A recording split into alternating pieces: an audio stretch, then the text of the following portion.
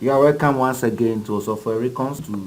I want to show you a very short video how to create a table of contents in Microsoft Office Word. Open your document.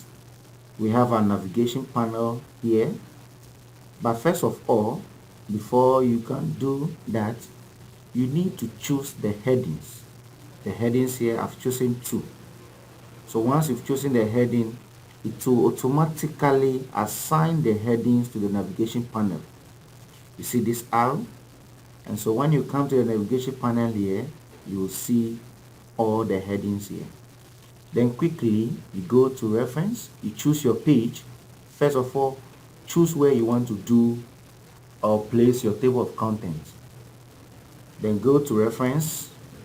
Then you see table of contents here.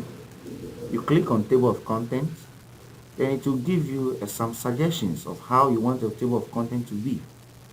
If you don't like these suggestions, you go to custom table of contents.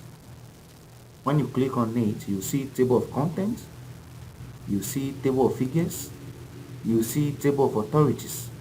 But we are looking for table of contents with a format of 3 levels.